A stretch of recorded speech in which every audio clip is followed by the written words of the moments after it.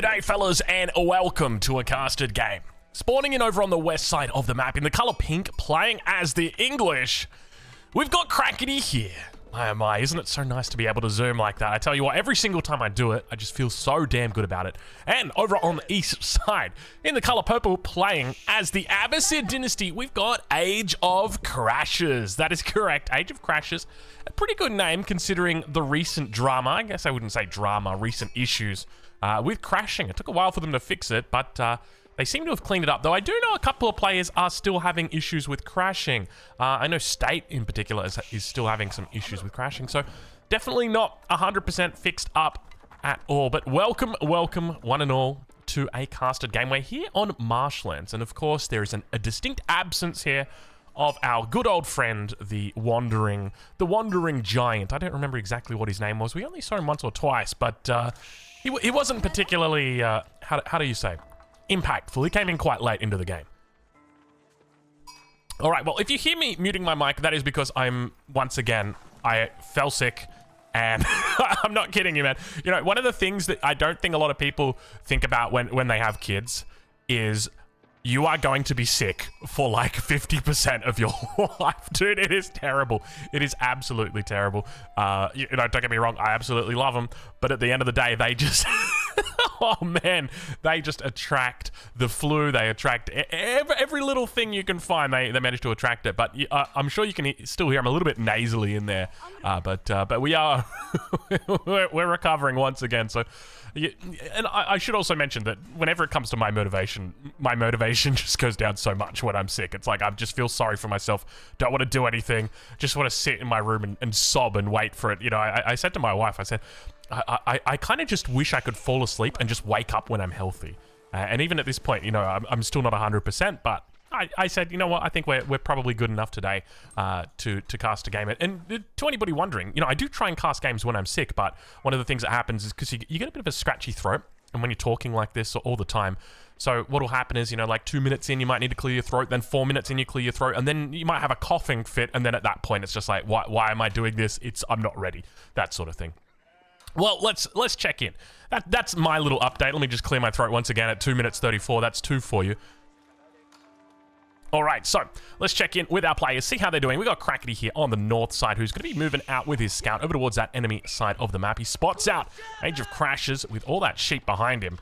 And it's going to be a council hall. Now, we did note that there was an early wheelbarrow coming through here, so pretty decent age up time considering the early wheelbarrow. Over on the other side of the map, though, it's going to be an economic wing coming out from Age of Crashes. You know, one of the things I love about the Abbasid, I talk about this every single time we cast them, very flexible in their opening wings, especially on a map like this. Realistically, you could go any single wing, and I would not be surprised.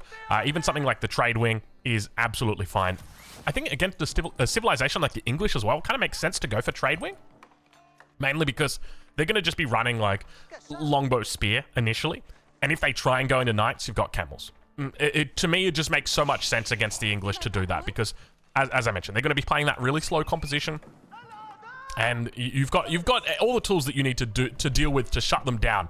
So I think that's definitely a wise option. But going for the House of Wisdom and the economic wing, though, let's take a little bit of a look at the spawn here because this is something wild. Have a look at how beautifully defended this position is. Nice little TC at the back here, mate. You're never getting into this. A single wall comes down here. This is one of the best natural defenses I think I've ever seen on a spawn. And I think that's part of the reason why Marshlands... I mean, Marshlands is pretty good, don't get me wrong, but it does still cop some flack about the spawns that it has, and this is one of those, right? Like, we should never see this. This should always be an avenue for attack. You know what could be cool, though? What if you... see, there's no real way to do it, because you can't even get line of sight over here. Like, maybe if you brought the scout in here and parked some longbows, but even then, it's just going to get cleaned up, and you can just move over to that top side. There's really not much you can do. I think you could potentially look for a chop through on this, though, and that would be quite big, especially if you're not expecting that, you know, the chop through coming in on this angle, whole bunch of longbows in here. Oh my lord. Okay, now we're talking. Okay, let's see if Crackety spots that out, though. We're right on board with him, and I think he does indeed see this and could potentially look at as an avenue for him to do that. On the other side of the map, though, we do have our text coming through. It's going to be Fertile Crescent opening us up for Age of Crashes. And, of course, heading into a stable after that. Just the one villager out on stone at the moment. Second one has come out. He's going to be looking to move into that second TC. I'm curious how many he looks to go into. We're right on board with him as he spots out that Crackety's going for a second TC himself. So, naturally, as Age of Crashes should be looking to go into a third TC. Because you always, as the Abbasid, you always want to one-up your enemy. I guess it depends, but for the most part, you always want to be one up on your enemy because you do have cheaper TCs, cheaper villagers, so you want to be taking full advantage of that bonus. But by all means, if your enemy goes for like 6 TCs, you don't want to be sitting on 7 TCs. I mean, you could, but you can probably find a timing a lot sooner than that to do the damage. So, Crackety here, just playing it safe at the moment. 5 minutes 30 on the second TC as it's going to get thrown down on the fish in the middle. So, hasn't looked to move out early on this map. You know, one of the things that you often see English players do is move out with their villagers just because you can't really do much against them. We've seen games like that before where they bring them out over towards the enemy side and park them out there. But take a look at this. We got double town centers coming out forward for these players. So, probably going to be looking for the TC here on the hunt. Beautiful little spot that he's got. Hunt plus berries. Of course, there's plenty of berries on this map. One of the things that we often talk about are just how many berries there are on this damn map. But nice little spawn here for Age of Crashes. Let's ride on board with Crackety, though, and take a look and see if we can find out exactly what he's going to be getting up to. And look at this. We might have ourselves a third TC coming through for Crackety. He could even look for a fourth one with the age up. That could be an option. Could be going into arrow slits, potentially. There's lots of different options or ways that he could play it with just 2 vills on stone. But he's rallying to stone. Makes me think he's going to be going for a third TC. So we're going to have ourselves a big boy eco game today. Stable got cancelled back behind this. Was he looking... It was for the extra wood for the TC. But now, obviously, that the second TC's up, he's going to be looking to throw down that stable. And we do indeed see a third TC coming in. Now, for anybody who's wondering who Age of Crashes is, I don't actually know. He's currently ranked inside the top 20. Which means that he's a damn good player. 2k plus rated. Which is pretty damn good. I know that he's got a good win rate as well. So, currently sits at about 70% win rate. Which is pretty damn good. If I'm being honest. Crackety, of course, you'll be familiar with him. I'll leave a link down in the description to where you can watch him live. I think he's currently sitting inside the top 20 as well. This is one of his alt accounts. He's obviously got quite a lot of alt accounts. We've got Crackety here, Crackety there, Crackety everywhere. Crackety's an alt account. You can see the one that he's playing on right now. So he's a man who likes to make alts. But we can see now that as the 7-minute mark crosses, that Crackety's still doing a pretty decent job on gathering up the stone here. How many TCs are we going to see? This is the third TC coming out. Now, has this I'm pretty sure this just got scouted by Age of Crashes. 99% sure. So does he look to move back to stone after this? I wouldn't be surprised if he does. How many TCs are we going to have today? Is this a TC competition? Because if it is, I am all down for that. Absolutely no sign of aggression at the moment. I mean, we see a single horseman, 2 longbows coming out. So I guess there is a slight sign of aggression at this stage of the game. Outpost will provide that little bit of coverage. No Paling's going to be coming in. He falls back towards the outpost and definitely does the right thing in falling back away from that attack. Looks to put up his own outpost as well. Makes a lot of sense considering he's going up against the longbows. Looking to just try and pick off that villager. Not going to be able to find it as it jumps back inside the town center. Let's check in with Crackety on that north side and see how he's doing as he's got... Oh my god, don't tell me he's doing it again. He's got that one villager just sitting there on stone, just trickling in. Just trickling in ever so slowly. Oh my god, he's doing it. Look at this. He's just slowly adding in TCs. Are we AoE 2 now? It feels like we might be coming AoE 2 now. When you see players adding TCs like this, it definitely feels very AoE 2-esque. Because it's something that you see in games of Age of Empires 2, is that they are just adding TCs throughout the game. You know, it'll be... They might start off, obviously, you start off with 1 TC, and then you go up to Castle Age, and then you add in your second, add in the third, and then by the end of it, you've got like 8 TCs, and you're like, what are you going to do with all these TCs? And it's like, why make vills with all these TCs? So that's one way to look at it. We are AoE 2 now. But 3 TCs, going to be all that the Abbasid player is looking for today. As he looks to defend here, he's going to be opting for Castle Age, also picking up the wheelbarrow on the way. Won't delay him too much. 9 villagers on gold is definitely plenty of it. But this outpost is having a bit of trouble getting up. You can see he's really trying his best. Doesn't have enough resources in the bank just yet to get that arrow slits in either. And no villager kills just yet. Crackety doing a really good job making sure he keeps them all alive. So now we're up to 3 TCs. Crackety is working towards that 4th one, though. It's kind of wild out-booming an Abbasid player when you think about it, right? Not out-booming them. Well, yeah, I mean, out-booming them, out-ecoing them. It's kind of wild, right? Because the Abbasid have obviously got access to cheaper villages. You see here, 32 food versus, say, 50 food. And they've got access to cheaper town centers. If we take a look here, we've got the, where is it? There you are. 300 versus 400 wood and 350 stone versus the 262 stone. So much cheaper TCs, much cheaper vills. So it just kind of makes sense to make more villages. But the age up is going to be coming through now. It's going to be the military wing for Age of Crashes. So not going to be looking for that fast Imperial. We often do see players look to go culture wing into the fast Imperial. One of the main reasons I love that is because by the time you age up with the culture wing, you've pretty much got enough resources to go Imperial. And once you get that preservation of knowledge in, you save all those resources and bam, click straight up. You barely even notice it and you just begin producing units straight away anyways. It's a lovely time. But I guess the question is, once you get Imperial, what are you even trying to access? Like what are you doing once you get Imperial? Because you've got obviously a lot of options, but you're going to need to produce units. You're going to need to look for upgrades as well. I guess knights is something that you could do, or camels. I mean, camels aren't too bad. Once you get elite camels, they can pretty much take on anything. Obviously, not spearmen. But anything else, they do very well against. Crackety now. Looking for the White Tower. In the middle of the map. Nice little spot here he's going for. Doesn't really protect anything. If anything, just serves as like a point of... like an anchor point. That's pretty much it. Doesn't get spotted out by Age of Crashes either. And even if it did, I'm confident Crackety would be able to hold it just with the 3 spears. So the White Tower coming up, though, what does it really achieve? I mean, it just kind of gives him a little bit of like, hey, don't come near this. That sort of thing. He can look to wall down on the south side. But even then, the White Tower, you can probably still run past it. I think that's part of the reason why people like this map a lot. Is it's like Dry Arabia, but it's a little bit different. You know, it's nothing too crazy. Now, what are we going to see from Crackety here? I'm hoping that we are going to see the absolute balls to the walls run and gun strategy. This is a strategy I love doing. So he's on 3 TC at the moment. Did he stop making... What's he going for? Oh, he just upgraded the outpost. Okay, that was it. I need to double check. No, he's on 4 TC. I'm blind. I'm absolutely... Hold on. No, I am blind. It's 3 TCs. Okay, so he's 3 TC plus the White Tower. So this is one of the things I love to do, 3 TC into Fast Castle. Obviously, Crackety's done it a little bit differently. But one of the best things about this is production. Production underscored, bolded, italicized. We've gone for like the year 6 title font. That's what we're looking at right now. And we're not doing Arial. We're doing Times New Roman right now. Take a look at this. You've got the White Tower, which is pumping out units double the speed. We've got double barracks back home, council hall, so 6 production facilities at the moment. Compare that over to Age of Crashes, who's sitting on the 1, the 2, the 3, the 4. Looks like 4 for the moment. Could be slowly moving up. Goes for the double mosque as well. Bit of a raid on that top side. The camels are out. Look at the amount of vills he's got out here in the middle. Not a single farm to his name either, by the way. Keep that in mind. Now those upgrades coming through. Veteran spearmen. Now for Crackety. 13 minutes in. Barely 1,000 resources taken out between these 2 players. Towards the center of the map, the first of the relics gets taken away. Crackety says, yoink! And now at the same time, big raid coming in. On the wood line, no villagers going down just yet. Somehow, actually, no, never mind. There was one that went down. Looks like the scout gonna lose its life. Over towards that east side, we've got Crackety who's looking to hit back.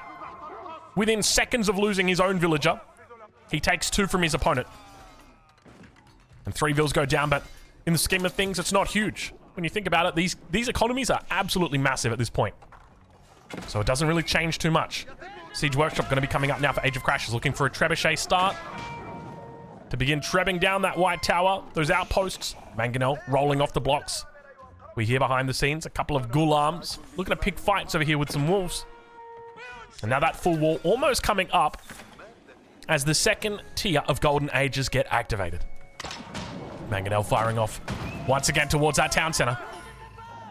It's really looking a little bit unprotected here. I'm expecting a Springald. There's the Springald coming out now. Keep in mind, he can look to make a Springald with his infantry, but instead opts to go just with the Siege Workshop. Keep it nice and safe. Ghulams could push forward. Crossbow numbers are decent, though. He's almost got double digits. Behind the scenes, the scout will get caught, but the knight finds more villagers. Big attacks happening every single area. And Crackety's going into my favorite composition for the English. Spear crossbow. So trusty. Just, you're never going to lose with a combo like this. Spearman crossbow, Mangonel in the back. As long as you've got a way to deal with this Springald, though. because the mangonel is the cherry on top, and you need to make sure that that cherry survives till the very end. Town centers able to take out this little bit of a raid. Might lose villagers here. We can see Crackety's already taken out 10 villagers of his opponent. Battering ram working down the town center. Now the Ghulam's going to be able to engulf the enemy spearmans and begin pushing forward. Crossbows sprinting away. Look how fast they're able to sprint away. Crackety doing a really decent job with the control of the units. At the same time, back towards the base, it looks like the gold vein will be exhausted. He'll have to look for a secondary gold, but keep in mind on this map, there are large gold veins everywhere. You've got 4 of them on this map compared to the normal 2 gold veins, which are, or 2 large gold veins. But obviously there's less small gold veins. So I think it works out in the end. Maybe there's slightly more gold. Crackety's starting to stack up those resources though. Take a look at this. What's going on with that? We thinking about an Imperial Age Crackety 15 minutes through. I wouldn't be surprised to see it. Where would he go for it? I reckon if there's any place he goes, you just got to go here, right? Like, this is just the best place to do it. If ever there's been a place to put down one of those landmarks, it's got to be there. Maybe he goes for the Wingard Palace. We haven't really seen the Wingard Palace. Wingard Palace has been out of the meta for a long time.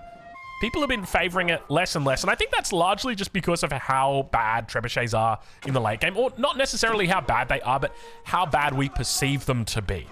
Because I'm not saying the trebuchet is bad. It got nerfed. And whenever something gets nerfed, right, like you can take the most overpowered thing, right? Like let's say you take an apple. Apples are overpowered. They've got like the most nutrition. They're affordable. They're easy to farm. You can farm them in like arid land, temperate land, like any environment whatsoever. Like these are overpowered, right?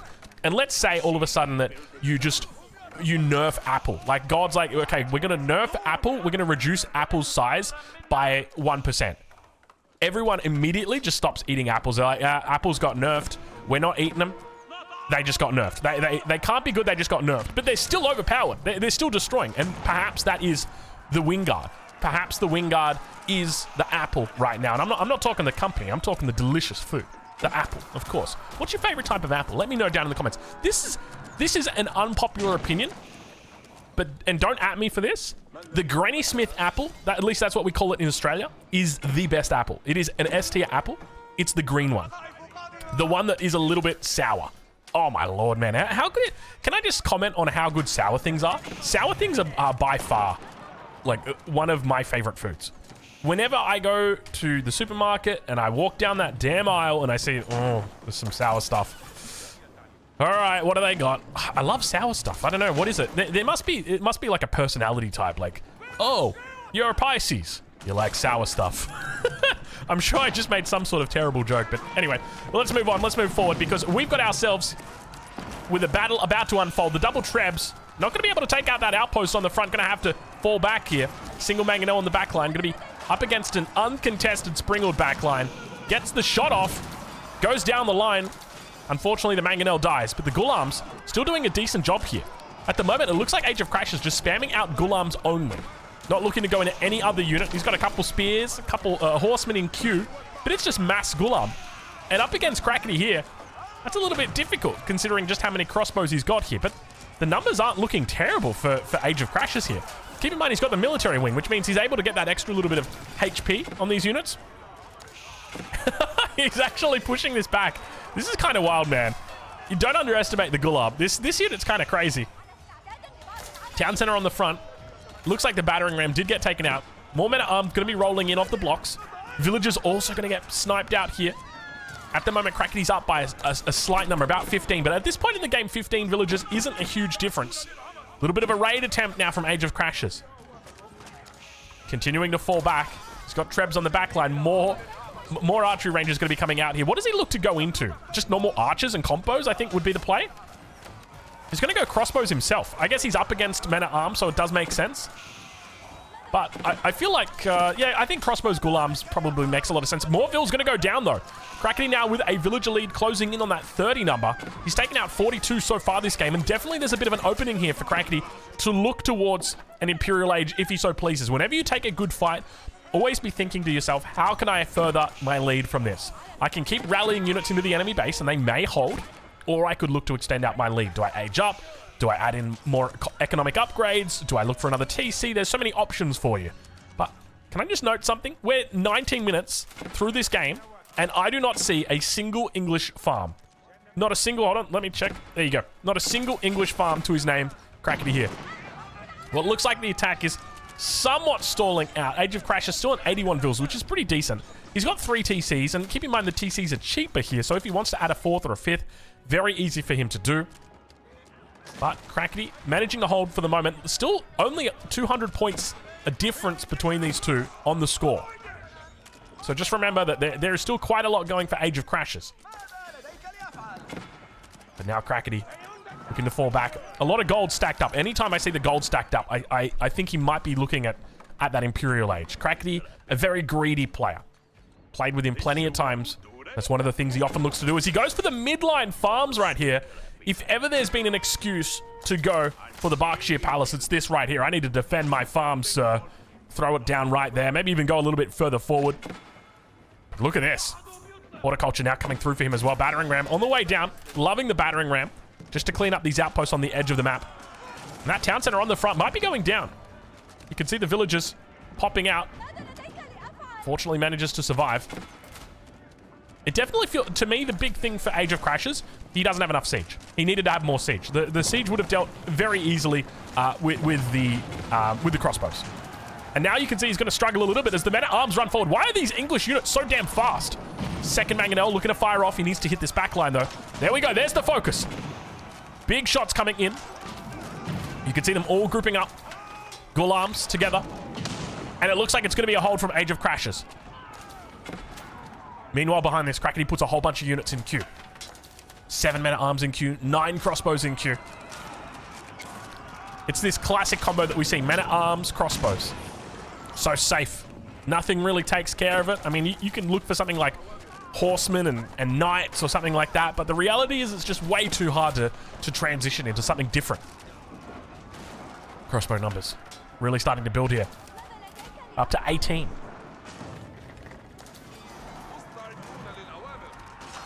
Battering rams on the front. Still working down this siege workshop. Keep in mind he's got access to building these siege units. But it still feels like there's just not enough. Maybe it was just because of the lost villagers here, but to me it just feels like there's not enough siege here. You've got to be running a much larger siege combo. At least that's the way I like to feel about it. Or that's the way I do feel about it, I will say. Back behind this. It looks like the outpost has come up on the edge. Just trying to keep control. Let's check in with the line of sight. Look at the line of sight that's coming in from Age of Crashes right now. He's got outposts all up on this north edge of the map. Sprinkled emplacements coming through as well. And Crackety's trying to find a way through. Looks like the villagers will manage to break in. We may have ourselves some trade. It's not the best positioned market, so I'm going to go out on a limb here and say I don't think this is a trade market. I think this is just a market that he's put down and said, I need some other resource. So that's what he's looking for. Crackety now stacking up plenty of resources. He's actually looking for gold at the moment. That's the issue. Crackety's looking for gold.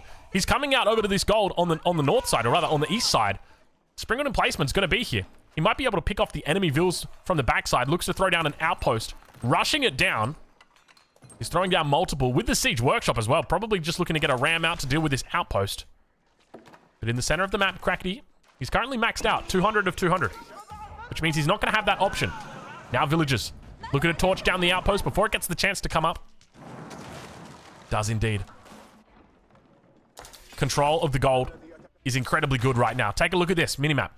North gold, east gold, west gold, south gold. All 4 golds are under the control of Age of Crashes.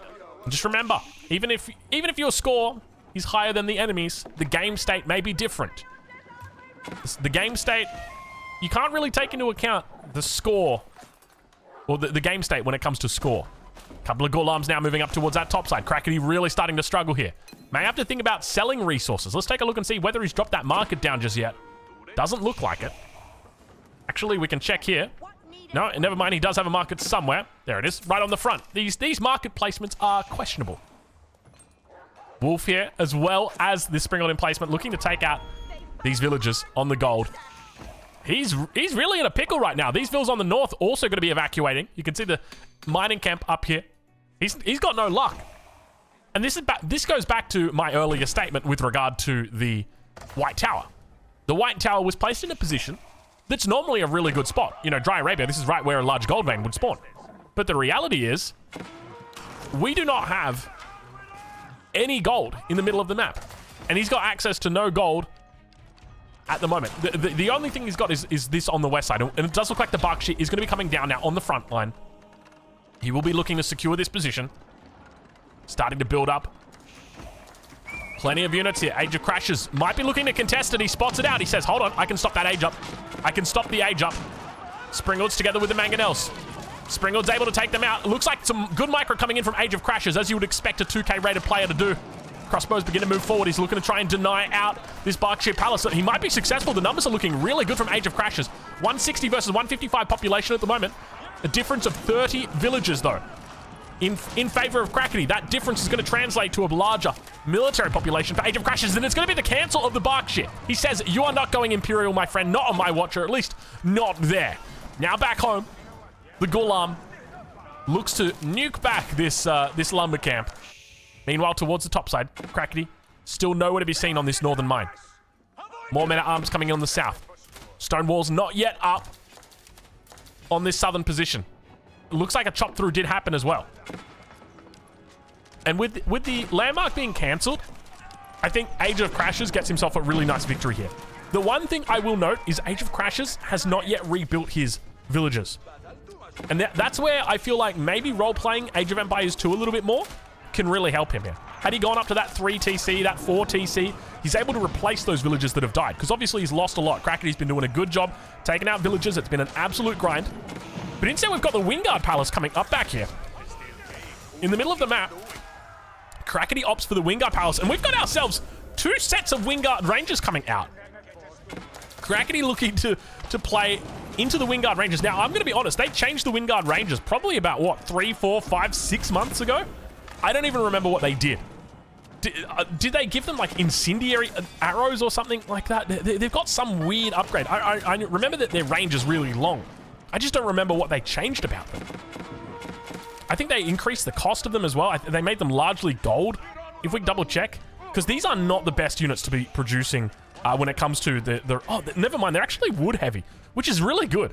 Oh, it's the Wingard Footmans. Yeah, Wingard Footman. 500 gold. That's so much gold, man. Okay, those Rangers aren't terrible when you look at the price there. So Crackety going to be moving into Rangers instead. Keep in mind, for an army in the late game, these do make a lot of sense. If you can build up the numbers for them, let's take a look and see the stats. So 12 longbow damage. Pretty decent. These guys are basically elite longbows with just a little bit more damage, a little bit extra range. You can see 9 tiles of range right there. Going to be able to fire down on the men-at-arms. Barrack's going to be thrown in on the back line. I'm curious what kind of combo he looks to go for. But Crackety's still on that villager lead. You can see he's sitting up at about 30 villager advantage at the moment. Another outpost in on this south side. Age of Crashes looking to prevent Crackety from gathering that gold. In the middle of the map. Sacred Site is caught. Relic numbers, 2 versus 3. Obviously, plenty of them were dropped down on the middle. But they were recovered. Spriggled emplacement. Going to be coming through straight away, you would suspect. Imperial Age for Age of Crashes needs to be imminently coming in. He needs to be able to match. He needs to be able to match the upgrades of his opponent. Siege numbers are much better now. Ideally, you want to be sitting at maybe like 5 to 6 Springalds and then 2 to 3 Mangoes. That should be enough to drive back any crossbows. The trouble that you might have are these Rangers. These Rangers have got some decent range, as the name would imply. I'm curious what other upgrades he looks to go for, because he's got options available to him. +2, +3.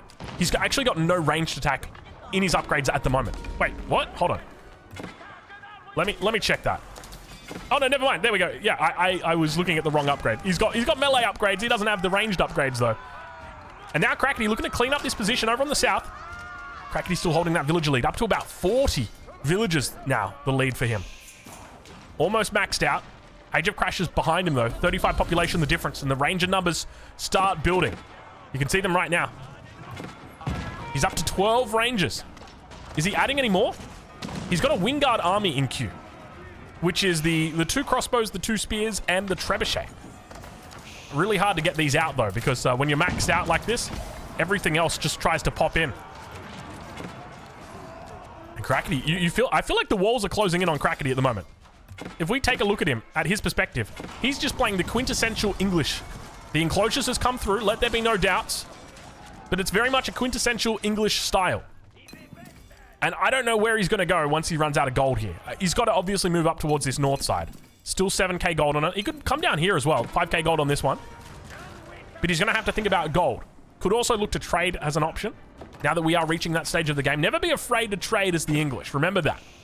Don't listen to those people who say you can't trade as the English. You don't need traders. You do. Now that enclosures has been nerfed, you definitely do need a little bit more trade in your English life. I will say that much.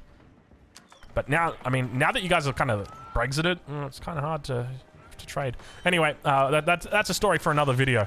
I did, you know what? I'm not going to talk about it. Politics. Let's not get into it. You guys know my leanings. For anybody who thinks I'm right-leaning, I'm right-leaning. For anyone who thinks I'm left-leaning, I'm left-leaning. I like to maintain a little bit. You know, I play both sides. I'm just kidding. I'm a raging communist.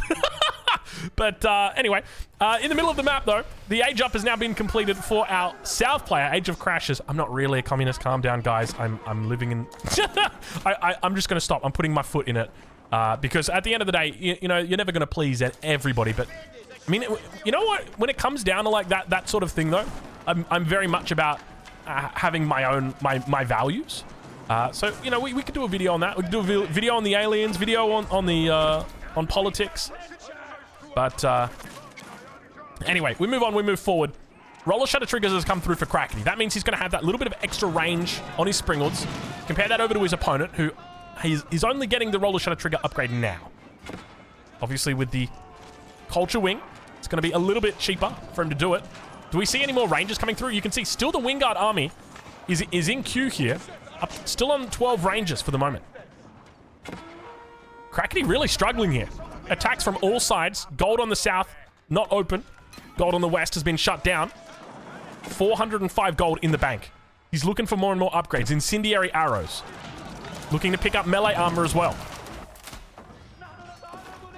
Struggling with their walls. Just under so much pressure. Look, Age of Crash is just closing in on him right now. Up to 187 population. Compared to Crackety, who's still maxed out. He's got the Rangers on the backside firing off. You can see him picking off the enemy crossbows with the Rangers. Incendiary arrows comes through. These guys are up to 17 attack now. Pretty darn decent. +3 melee also coming through now for Crackety. He's looking to pick up all the upgrades. We've got upgrades for the Ghulam as well. Looks like elite Ghulams coming in. And Crackety manages to hold. Age of Crash is going to have to fall back for the moment. What does he go into here? If you're up against Rangers, I feel like realistically you've got to be going into... Mangoes make sense, but just maybe Ghulams? Elite Army Tactic Ghulam, so that they've got the extra health. +3 ranged armor, so that you've got a little bit more armor against them. But look at this, right? You're talking 7 with a possible 8 armor total. Up against a unit. Well, that's a crossbow, never mind. Where's our... There she blow. 17 attack. And I don't even think that's his final form. +3's not even in yet. I love that Crackety's picking up all the upgrades as well, by the way. Has he got any more in queue? Oh, he's got plenty more in queue. 3 more sets coming through. Crackety now looking to get on the offensive. Springles on the back line. Looking to try and hold on for Age of Crashes as the Bombard in placement, or Cannon in placement, fires down upon these units here. I'd be looking to target down this back line here. You got plenty of crossbows in here. Mango's doing work.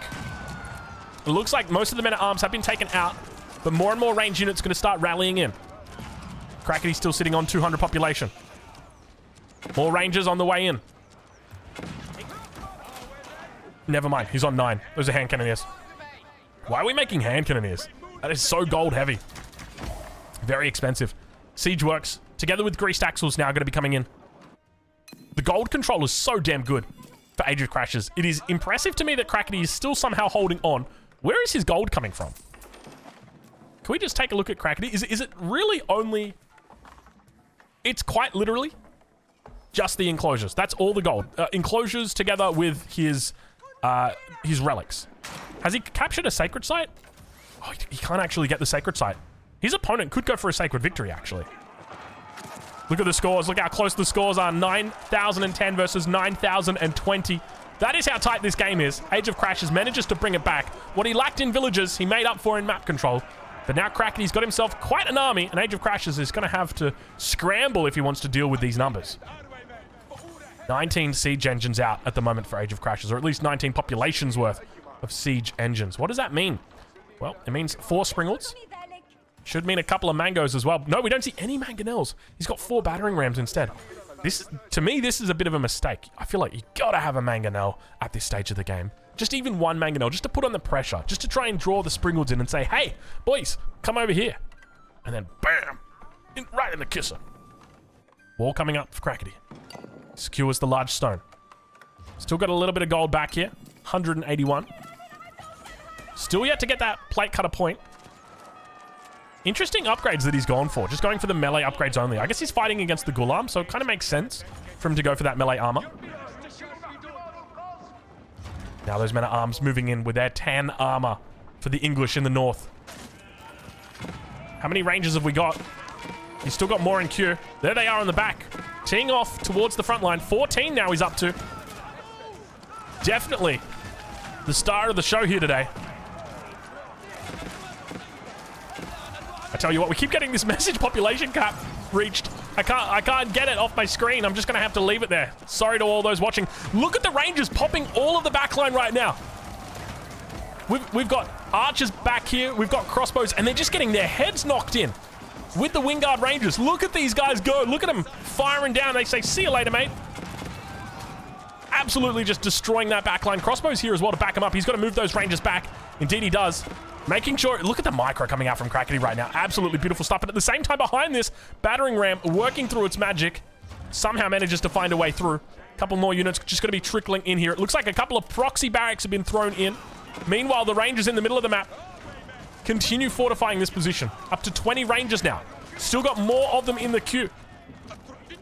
Definitely a unit that we don't see a lot of. Largely because of how good the Berkshire is, or the Berkshire is, depending on whether you want to pronounce it right. But also just because of, well, the unit's a little bit of a weird costing unit, right? Like, you're playing a civilization, the English, which has all these farm bonuses, and now I'm making a unit that literally costs no food whatsoever. It is a wood and gold only unit here. So it doesn't synergize well, so you naturally don't want to make it. But we see Crackety excelling here. Look at the numbers starting to build up to 26 of these bad boys right now. Gone is the Berkshire.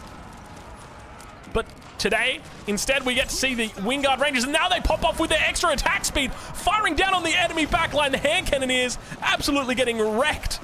All the archers, all the crossbows are now kiting away from those men-at-arms. Just look at how much DPS is coming out from these units. There's nothing here that can deal with this. He doesn't even have stone walls to deal to sit on top of just yet. He doesn't need them. More men-at-arms rallying through. Needs to continue kiting back.